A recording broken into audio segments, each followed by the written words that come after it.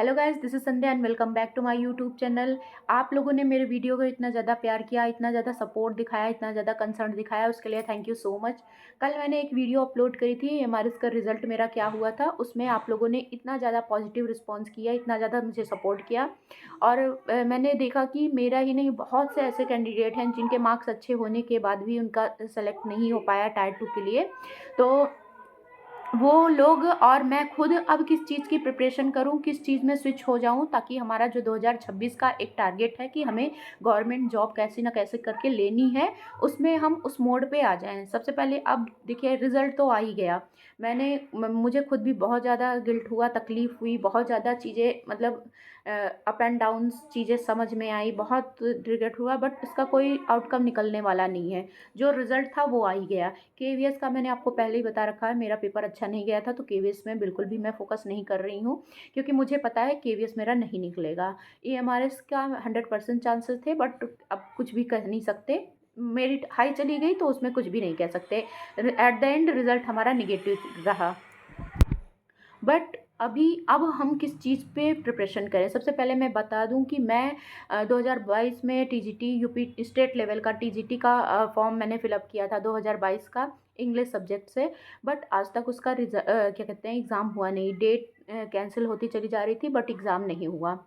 तो मैं अभी उस पर फोकस करूँगी, और साथ ही साथ मैंने जीआईसी का पेपर फॉर्म फिलअप किया हुआ है, जीआईसी पे भी मैं अब स्विच कर रही हूँ।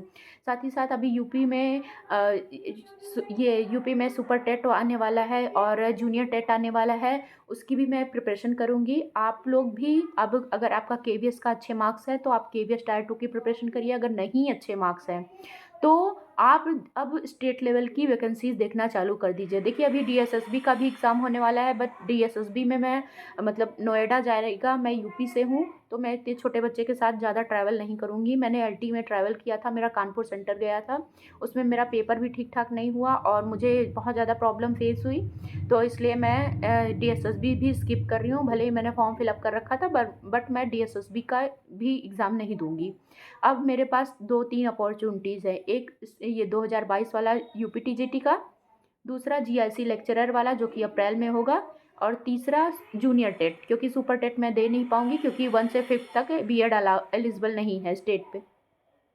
तो आप लोग भी अब सब कुछ छोड़ के देखिए, मैं रिज़ल्ट नहीं अच्छा हुआ, उसको रिग्रेट करके बहुत ज़्यादा तकलीफ़ दे के कोई भी कुछ भी मतलब आउटकम नहीं निकलने वाला है। एट द एंड हमारा रिज़ल्ट नहीं आया, बस यही सब देखते हैं और यही देखना भी चाहिए। मैं खुद का बता दूं कि मैंने जब अपना रिज़ल्ट देखा तो मुझे बिल्कुल भी 1% भी आइडिया नहीं था कि मेरा पेपर नहीं निकल पाएगा, बट अनफॉर्चुनेटली नहीं निकल पाया। मैं टायर 2 की प्रिपरेशन में लग गई थी, बट उसका कोई अब मतलब नहीं मिला मुझे।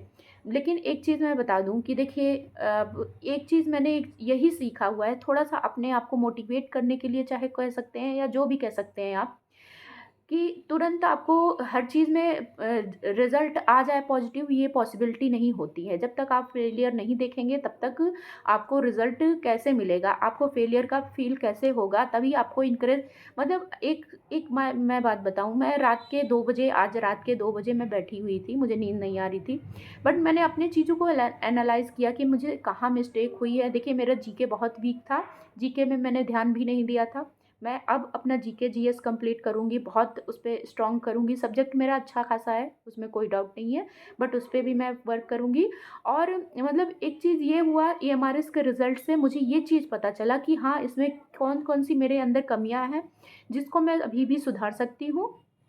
और दूसरी चीज़ क्या कहते हैं कि ज़रूरी नहीं है कि जो आप सोचें वही हो जाए। सिलेक्शन आपका होगा, कहीं कभी ना कभी मेहनत बेकार नहीं जाएगी। जितना मैंने पढ़ रखा है वो कहीं ना कहीं किसी न किसी एग्ज़ाम में ज़रूर से ज़रूर बेनिफिट मिलेगा। वो मैं ही नहीं, आप लोग भी। इसीलिए मैं सबको साथ में लेके चल रही हूँ। मैंने फेलियर फेस किया, ये मुझे पता है इसका तकलीफ़ क्या होती है, ये दर्द क्या होता है, मुझे अच्छे से पता है कि फेलियर क्या होता है।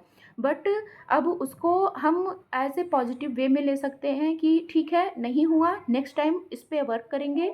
चीज़ें हमारी जहाँ पे गलत हुई हैं हम उस पे एनालाइज़ करेंगे, उस पे वर्क करेंगे, उसको और स्ट्रॉन्ग करेंगे, ताकि जब भी हमारा जब रिज़ल्ट आए ना, कभी भी आज नहीं तो कल, देखिए एक ना एक दिन सबका सिलेक्शन होना है। अगर आपको ये गट फील है कि आपको बस जॉब लेनी ही लेनी है, ये गट फील आ रही है कि नहीं आपका सिलेक्शन हो ही जाएगा, डेफ़िनेटली कभी ना कभी आपका सिलेक्शन हो सकता है, थोड़ा टाइम लग सकता है, 1-2 साल, 3-4 साल, 5 साल, मतलब आप कह नहीं सकते। बट अगर आपके अंदर इनकरेज है, आपके अंदर वो पावर है, वो जोश है, जैसे मैं फ़ील कर रही हूँ इस टाइम पे, कि मुझे ऐसा लगता है कि मैं कहीं न कहीं सेलेक्ट हो जाऊँगी और मुझे कहीं न कहीं जॉब लेना है एनी हाउ। मतलब ऐसा भी नहीं, ओवर कॉन्फिडेंट की बात नहीं करूँगी कि मतलब हो जाऊँगी, ऐसा नहीं कर सकती हूँ। बट अभी क्या है कि मुझे ये चीज़ ये है कि मुझे अपने बच्चे का फ्यूचर देखना है, मुझे अपने हस्बैंड का फ्यूचर अच्छे से करना है, मुझे अपना फ्यूचर सिक्योर करना है।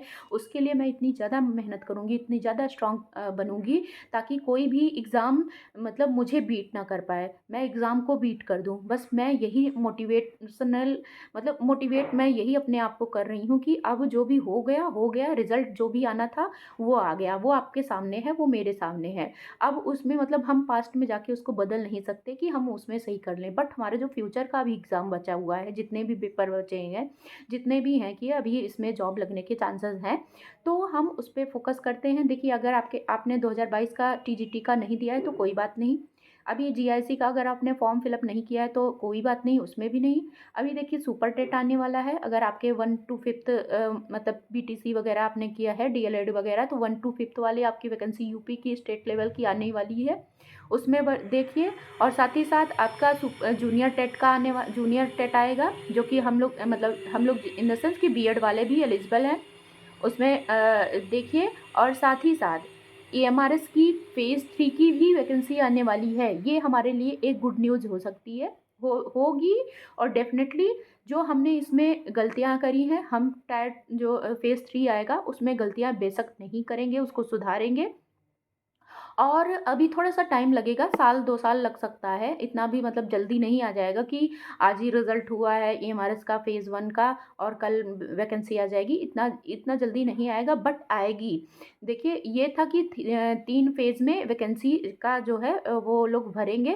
पहला फ़ेज़ बीत गया, दूसरा फ़ेज़ भी ये हो गया जिसमें हमारा सिलेक्शन नहीं हो पाया, तीसरा फ़ेज़ अभी बचा हुआ है। तो अगर आपको ईएमआरएस का, जैसे मुझे मेरा पर्सनल है कि मैं ईएमआरएस में मुझे जॉब लेनी ही लेनी है, तो आपका भी अगर ये है तो आप प्रिपरेशन करते रहिए, वो कहीं वेस्ट नहीं जाएगी। रात दिन मेहनत करिए, मैं खुद करूँगी, आपके साथ करूँगी, और मैं खुद आपको शो करूँगी कि क्या मैंने मतलब आज मेरा अगर निगेटिव में मेरे रिज़ल्ट आए हुए हैं, तो चाहे साल 6 महीने लग जाएँ, मैं पॉजिटिव रिज़ल्ट लेके आऊँगी और मैं खुद दिखाऊँगी कि हाँ, मैंने सिलेक्शन कहीं न कहीं लिया हुआ है।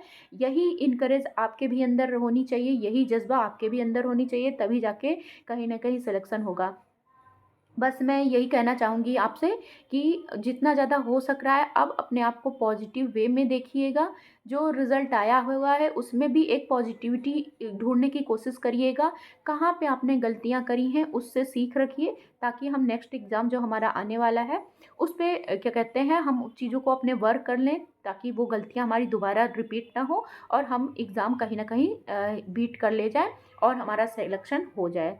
तो मेरा बस यही कहना था इस वीडियो में, और मैं अपना बता दिया मैंने कि मैं जीआईसी और टीजीटी 2022 वाला फॉर्म मतलब प्रिपरेशन करने में स्टार्ट कर दे रही हूँ। साथ ही साथ जूनियर टेट का जब आएगा, वैसे मेरा सीटेट दोनों पेपर क्लियर है, मैंने यूपी टेट नहीं दिया है तो मेरा यूपी टेट नहीं है, बट यूपी टेट भी आएगा।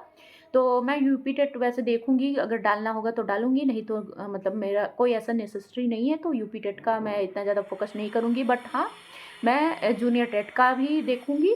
बाकी आप बताइएगा, आप अब किस एग्ज़ाम की प्रिपरेशन कर रहे हैं? साथ ही साथ अब देखिए जो रिज़ल्ट आ गया उस पे छोड़ के अब चीज़ों को अपने फ़ोकस करिए कि आगे क्या हमारे पास बचा हुआ है, जो छूट गया वो छूट गया, बट अभी जो चीज़ है वो उसको पकड़ने की कोशिश करिएगा। अभी सबसे ज़्यादा नीड ये है कि देखिए अभी हम जितने भी बेरोज़गार लोग हैं उनके पास एक ही नीड है कि हमें कहीं किसी न किसी तरीके से एक जॉब मिल जाए। जॉब मिलने के बाद हम अपनी जो ड्रीम जॉब होगी उस पे भी वर्क कर सकेंगे। लेकिन अभी नीड क्या है कि हम जो हमारी ड्रीम जॉब है उसको लेना है। बाकी आज के लिए बस इतना ही, मिलते हैं नेक्स्ट वीडियो में। और फिर से तहे दिल से थैंक यू सबको जिन्होंने सपोर्ट दिखाया, जिन्होंने पॉजिटिव रिस्पॉन्स किए। और मिलते हैं नेक्स्ट वीडियो में। Thank you for watching this video.